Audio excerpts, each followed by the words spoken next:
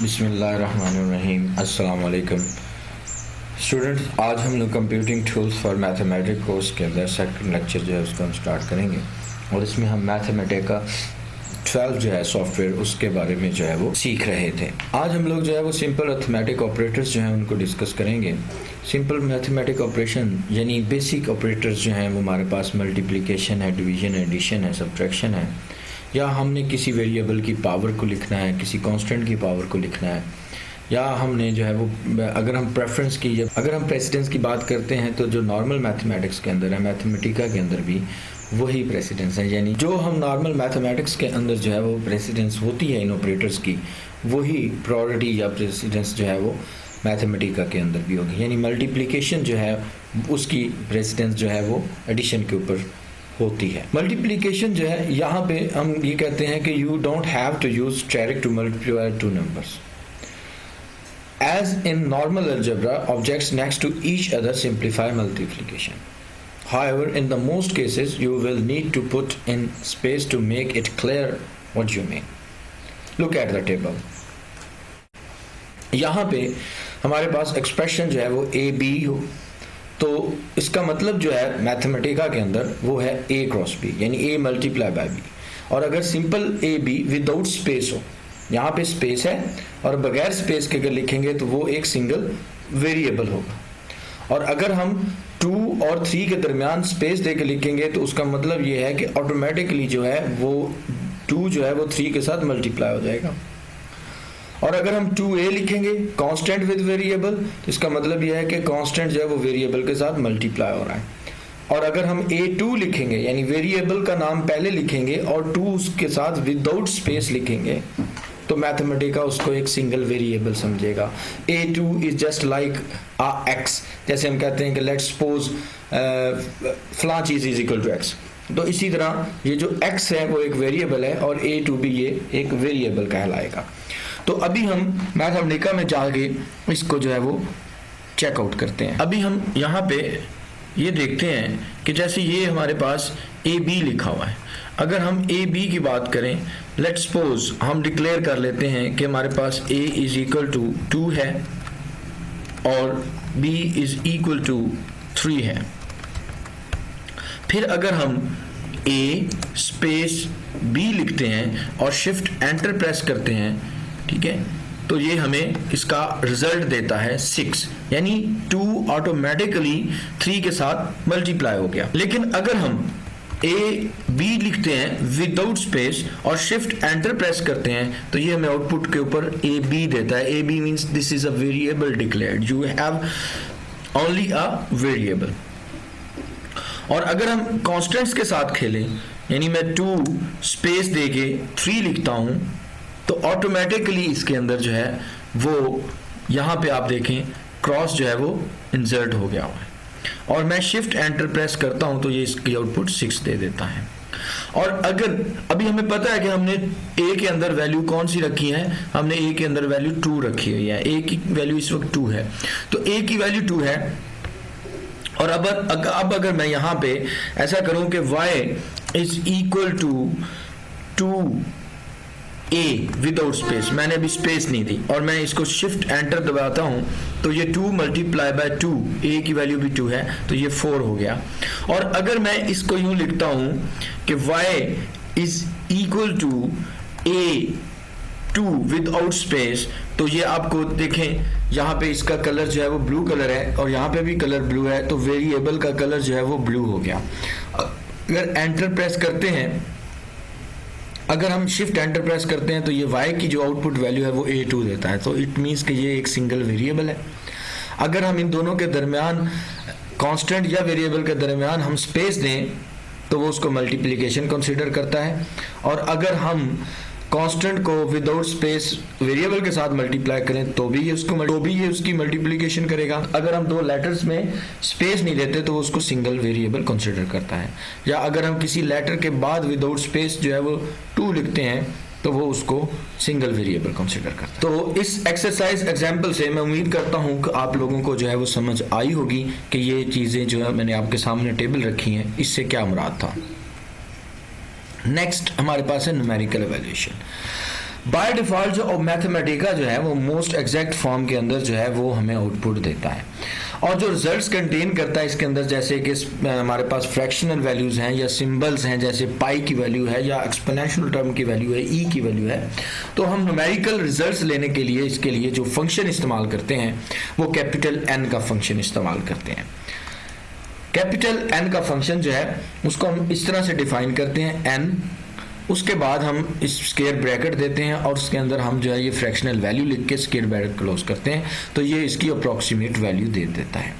और अगर हमने उसको न्यूमरेट जो है उसको हमने फिक्स करना है कि उसने कितनी डेसिमल प्लेसेस तक करना है, तो वो हम कॉमा डाल के आगे 50 जहाँ पे एग्जाम्पल कोड की उतनी दे देंगे वैल्यूज। और अगर हमने उसको पोस्ट फिक्स फॉर्म में रखना है तो फिर हम इसको इस तरह से कर देते हैं। तो आइए अब हम इसका मैथमेटिका के अंदर जो है इसकी जो है वो प्रैक्टिस, यहाँ पे अब हम यहाँ पे लिखते हैं कैपिटल एन स्क्वायर ब्रैकेट, फिर लिखते हैं 22 divided by 7 square bracket close, shift press करके रखेंगे और एंटर प्रेस करेंगे, तो ये इसने हमें पाई की वैल्यू दे दी जो कि 3.14286 है। और अब अगर मैं an square bracket 22 divided by 7 comma 50 करता हूं और स्क्वायर ब्रैकेट क्लोज करके मैं इसके शिफ्ट एंटर दबाता हूं, तो ये डेसिमल के बाद इसने अब आप यहाँ पे देखें, यहाँ इसने 6 वैल्यू जो है वो राउंड ऑफ करके दे दी थी और यहाँ उसने 50 तक इसकी वैल्यू दे दी। और अगर हम इसको पोस्ट फिक्स फॉर्मेट में लिखना चाहें तो मैं 22 डिवाइड बाय 7, फिर मैं स्पेस देता हूं, फिर मैं 2 बार स्लैश देता हूं। ये जो स्लैश या डिवीजन कीबोर्ड के ऊपर है, ये शिफ्ट बटन के साथ मोस्टली आपको मिलेगा एन, और फिर मैं शिफ्ट एंटर दबाता हूं तो ये हमारे पास 3 पॉइंट उसकी डिफॉल्ट वैल्यू जो है वो आ जाए।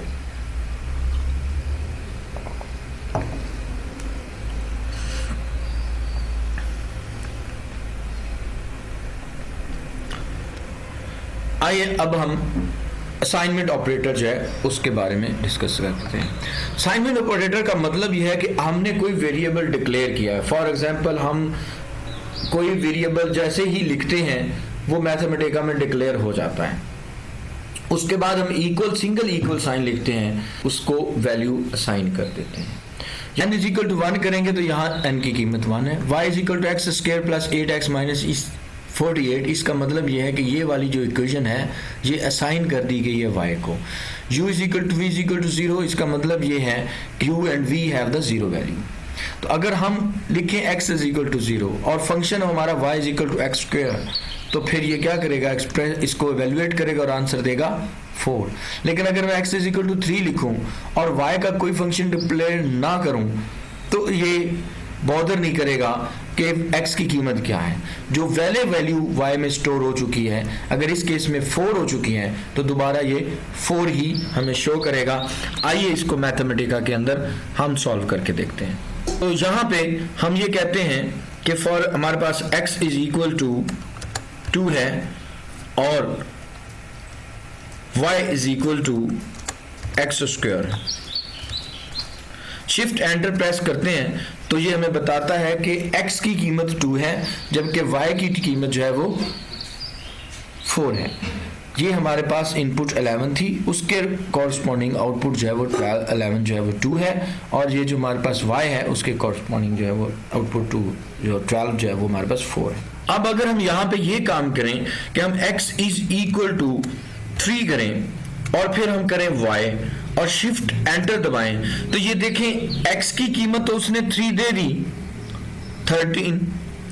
x की कीमत तो उसने हमें 3 दी, ये 14 जो है आउटपुट, और y की कीमत उसने हमें 4 दी है। सेकंड वैल्यू जो है वो y है हमारे पास, तो y की वैल्यू उसने हमें 4 दी है।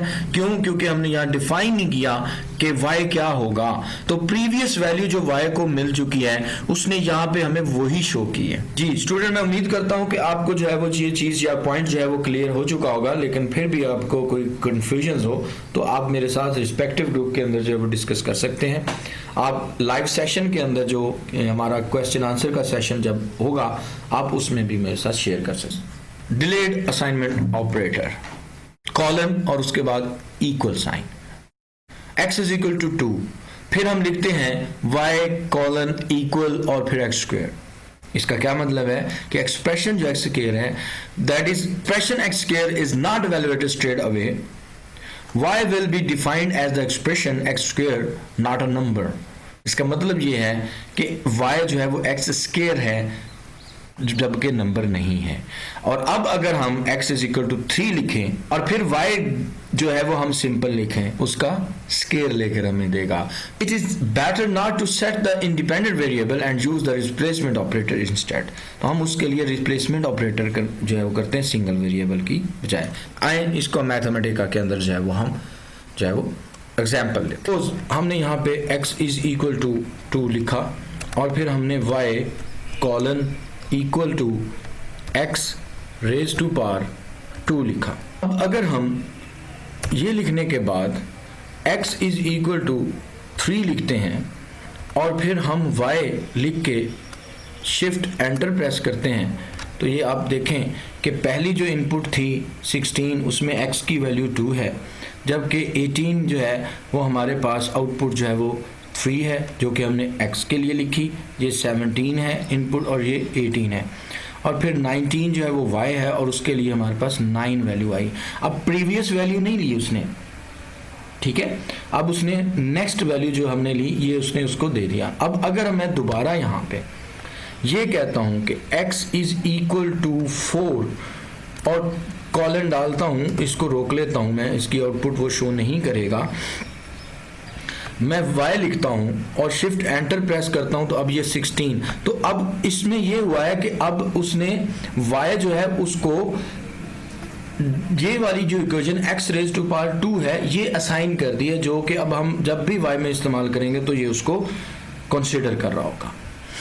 नेक्स्ट हमारे पास है जी रिप्लेसमेंट ऑपरेटर।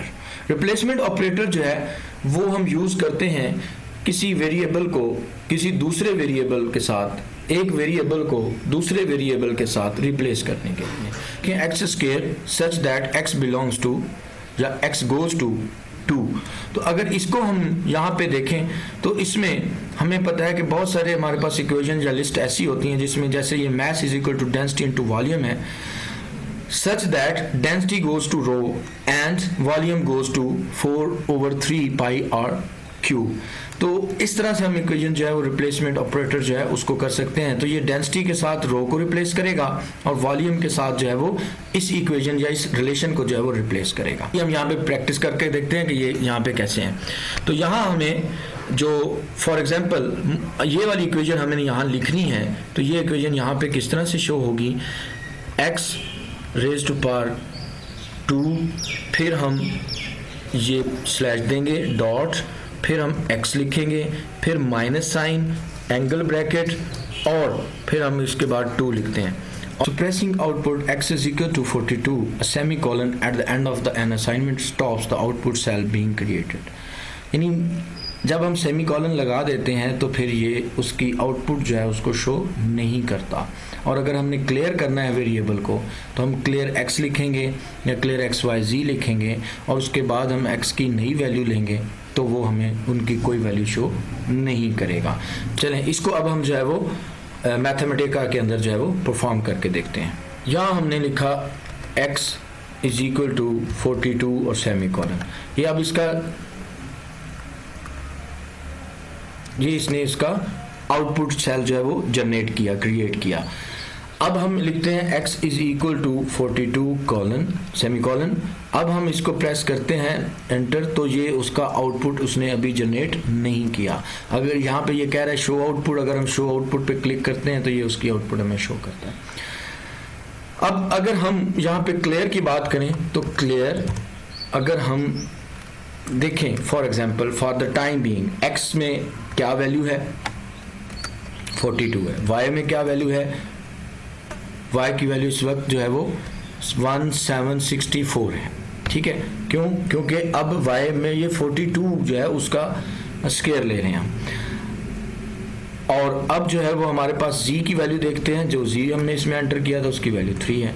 अब हम अगर क्लियर यहाँ पे x y और z करें, ठीक है, और ये इस वक्त हमारे पास तमाम वेरिएबल्स जो हैं वो क्लियर हो चुके हैं। अब हम x इक्वल डॉट प्रेस करते हैं तो कोई वेरिएबल उसने हमें शो नहीं किया, उसकी क्या वैल्यू है उसने हमें शो नहीं की। क्यों? क्योंकि वो वेरिएबल से तमाम वैल्यूज़ जो हैं वो ख़त्म हो चुकी हैं। अब अगर मैं y पुट करता हूँ तो अब y is equal to y की अब वैल्यू नहीं वो जहाँ पे शो कर रहा जो पहले उसने 1764 शो की थी। तो इस तरह हमने देखा कि वेरिएबल को क्लियर कैसे करना है। और हिस्ट्री ये है कि जब आप परसेंटेज साइन जो है वो पुट करते हैं तो वो लास्ट आउटपुट जो है उसको शो करता है, और अगर हम 2 दफ़ा परसेंटेज साइन देते हैं तो वो लास्ट बट 1 आउटपुट देता है, और अगर हम 3 दफ़ा करते हैं तो वो लास्ट आउटपुट देता है लेकिन 2 आउटपुट्स देता है। अगर हम परसेंटेज 24 लिखते हैं तो result of the 24th output जो है वो हमें शो करता है। बिल्कुल इसी तरह जैसे ये चीज़ें हमें शो कर रहा था, जैसे output of this one is equal to this. तो इससे हम कह सकते हैं कि you can easily see which input and output जो है are shown in the left of each cell.